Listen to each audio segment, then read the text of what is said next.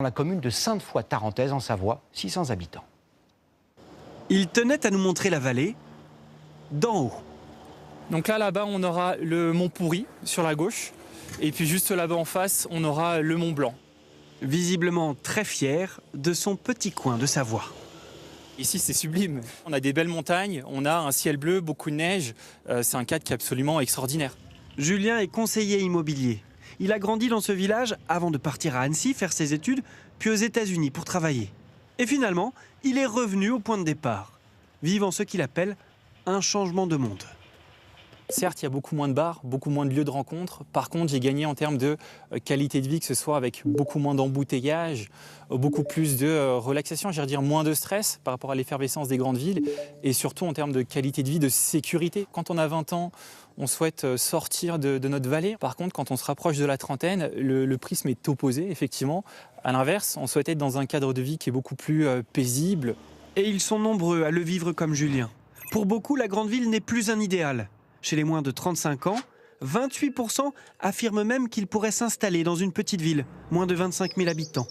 Plébiscité pour la tranquillité, la proximité de la nature et des logements plus grands, avec jardin. Des changements de vie radicaux qui se sont accélérés avec la pandémie de Covid et qui ont souvent un point commun, la quête de sens.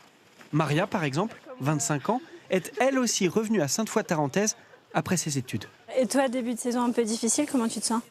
Elle développe la préparation mentale dans l'entraînement des skieurs professionnels, change un peu les habitudes, parfois mal comprises des plus anciens. Travailler où l'on a grandi n'est pas si simple. Au départ, c'était presque de la tristesse de revenir à un endroit qui me plaisait tant, où je pensais que je pourrais vraiment m'épanouir dans mon travail et arriver à quelque chose où il y avait beaucoup d'obstacles, beaucoup de freins. Tout change, moi j'ai changé aussi, et donc c'est juste un temps d'adaptation et un peu de patience. Un peu à l'écart du bourg, nous partons rencontrer Cindy, en plein service. Et voici la blanquette de veau accompagnée de son riz. Elle a vécu dans plusieurs pays avant de revenir pour reprendre ce restaurant qui jadis appartenait à ses parents et lui donner le prénom de sa grand-mère, Augusta.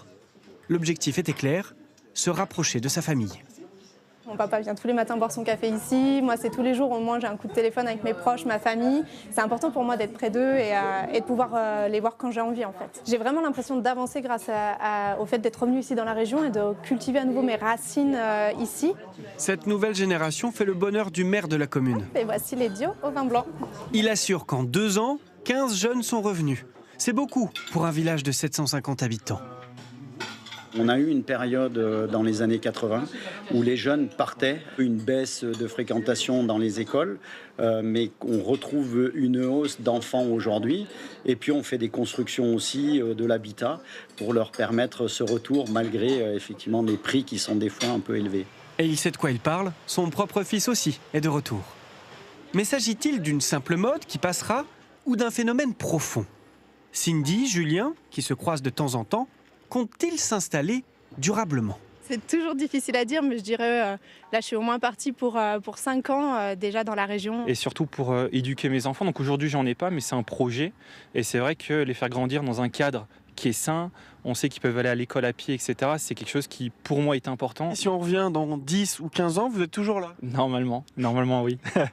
Ils assument leur choix qui peut sembler paradoxal, être heureux.